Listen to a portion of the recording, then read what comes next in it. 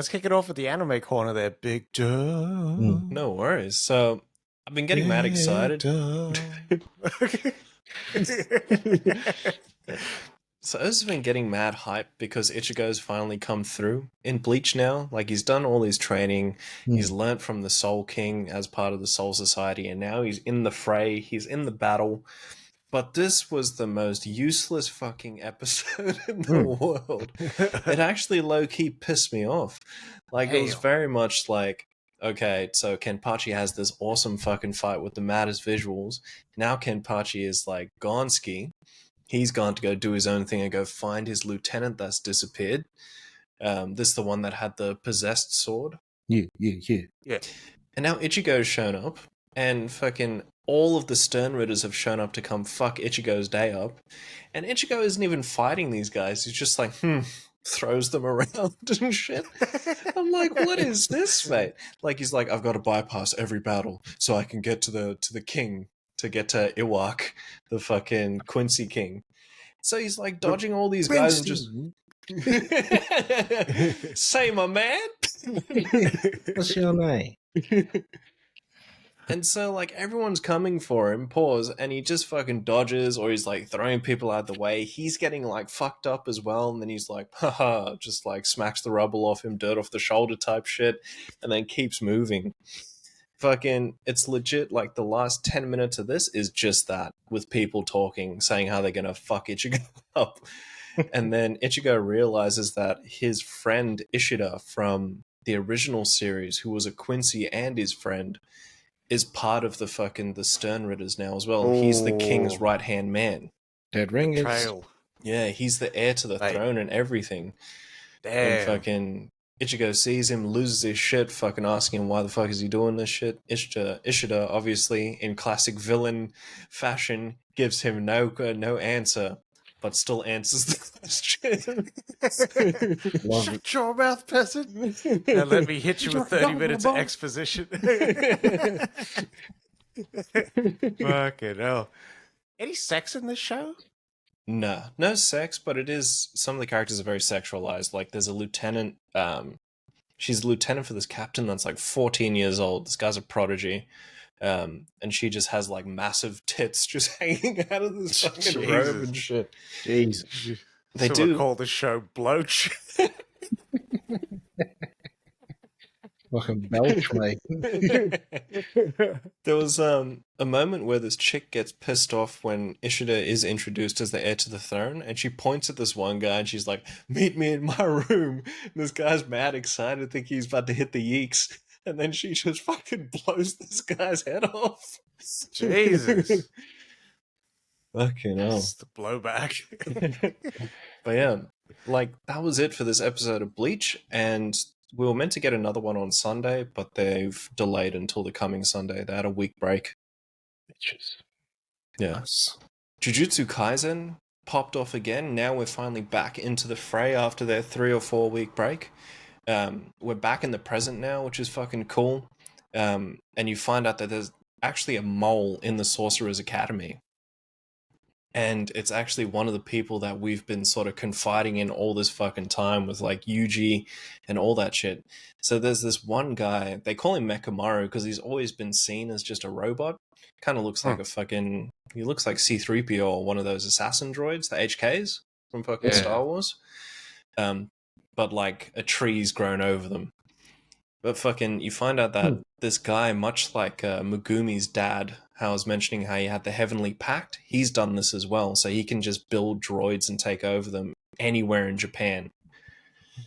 Fucking, so you find out that he's the mole, and you think that, you know, Yuji and all that are coming to go find him, and as they open the door, it flicks, and it's just fucking Gito and Mahito, who the villains who have shown up to his doorstep. And this guy goes apeshit. Mahito walks up and fucking, he goes to go retrieve Mekamaru, and he heals this guy because you find out he's just all fucked up and bandaged in this bath where he's controlling all these droids. Like, he has no skin, he's like fucking no eyelids and shit like that. He kind of looks like Old Mate from Hellboy. And then Mahito just ends up healing him because that's his like sorcerer's power. And this guy like just sends all his drones after him. Thank you. And he fucking disappears, and you find out that where he's been hiding is underneath this massive fucking dam in Tokyo. And you see them get to the top of the dam, and he's in this massive fucking drone, and he's jumped out the fucking water. And then it's just like a massive Gundam fight, basically. And fucking he's fighting Mahito, and then fucking nothing's hitting this guy, because whatever hits him, he can just regenerate, since he's like surgical master. But then the fight actually doesn't end, and it just flicks back to Yuji and all that, and they're trying to get to this massive fight because they see all the shit going off. And so next episode will be the next part of this fight as well. Fuck, these motherfuckers is notorious for cutting these fights. We'll give you this one fight over 7 episodes. That's not edging, you know what I mean? But then I see these clips on IG. It's like the best anime fights ever. And I was just like, show me more. It's like Kylo Ren, more. Have you ever seen that meme where it's the fucking when your toddler's in the line at Messina ordering the fucking the waiter more? For me, it's always when the tableside service includes parmesan freshly grated onto your pasta. More.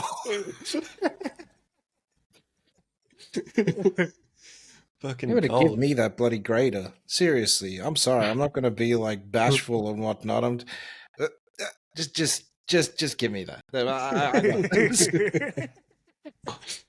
Those someone You just got break better that things whole to do. Yeah, badly. But to end it off, we had Zom100, which is very much like Zombieland. So it's a story about this guy named Akira, and he finishes uni and he gets his dream job of working at an advertising agency.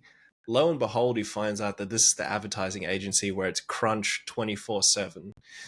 So he's working fucking 3 days straight, sleeping at the office and shit like that. And it flicks to 2 years later and he's still doing the shit. He's all fucked up, he's disheveled, all that shit. He just hasn't had time for anything except for work, because that's all he fucking does. Luckiest day of his life, there's a massive zombie outbreak as well. And so it shows you this really cool chase sequence of all these zombies chasing him through this apartment block as he's realizing that he never needs to go into work ever again. And so it turns into like this, like, sorry, dog, you were going to say something? I said, "Fuck, you'd just be relieved, eh? But Yeah. scared at the same time." Fucking oath.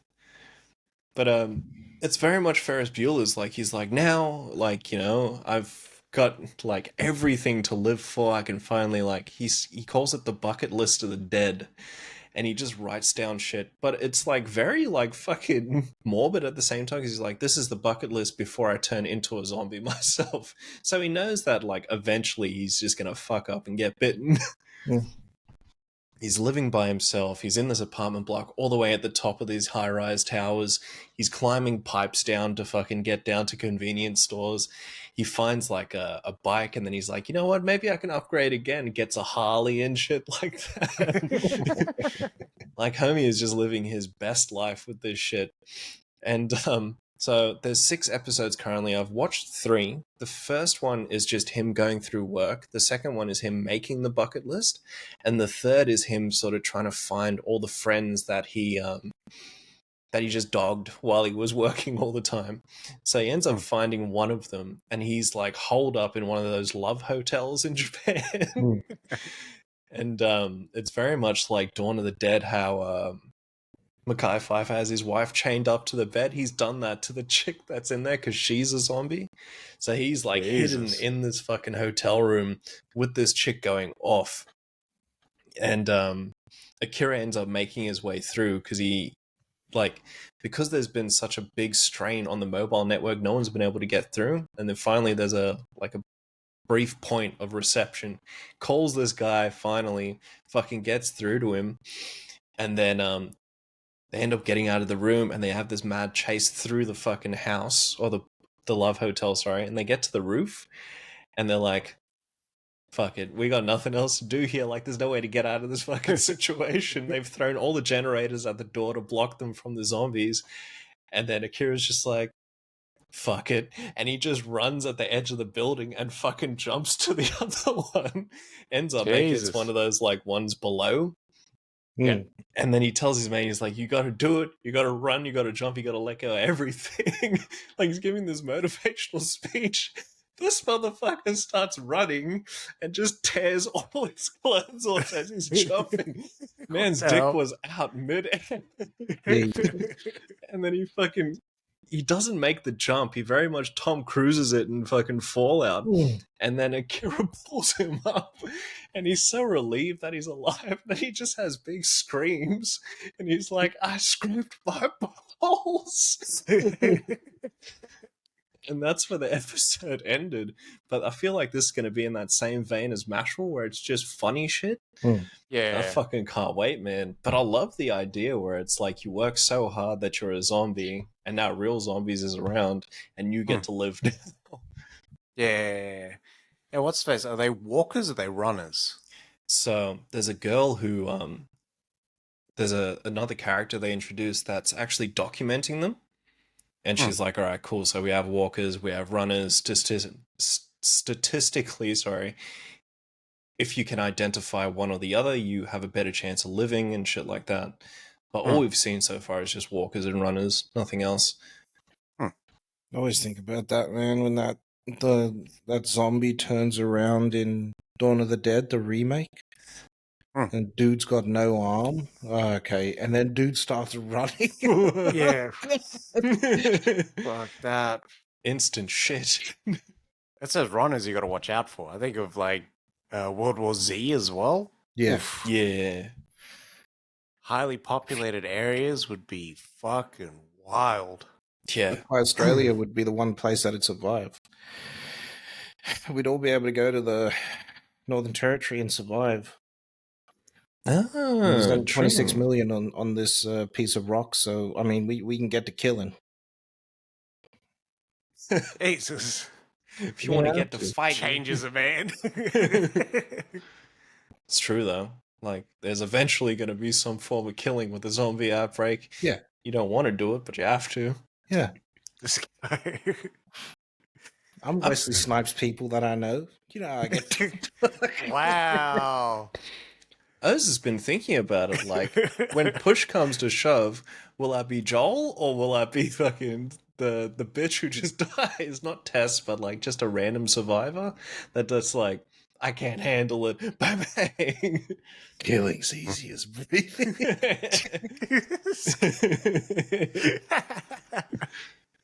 What's the choice? You'd have to, if you wanted to survive, you'd have to do it. You'd have to make the decision. Yeah. You'd have to make the hard decisions. I reckon. Yeah, 100%. It's the only way you survive. Wouldn't be no, like, let's just get to killing. No. You'd have to build that up. Yeah. Yeah. Like something you'd need to turn off in your brain. Your brain doesn't want to kill people. It's sick people that kill other people. Yeah. Yeah, I think because Oz has like people that like are fucking like UOs where I'm like, if something were to happen, I'm like, fuck it, I gotta get all my family together. And I'm fucking trekking it everywhere I can. Oz is running over me too. It's fucked over here though, because we got no guns, man. Yeah, what are we gonna do? I don't have makeshift tools and shit to take down zombies. Yeah, everyone's got a fucking molar to a Bunnings or something like that. Oh yeah, the Bunnings is getting hit. Yeah, big time. I've got a little bit of a theory there.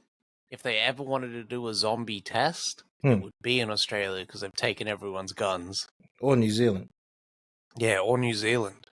But then a mad sort of synopsis for a zombie movie in a warehouse. Yeah, because Oz works in a warehouse. Like, I'm thinking about it every day. I'm seeing all the angles, my friend. Fuck. In the really tall shelves, Oz could have a little treehouse hideaway there. where no one can get to it. What you mean? I was just turning myself into. I go straight dead Zell into what's his face in the warehouse, my friends. It's just nail I get cutting that. everyone. Pause. Oh fuck.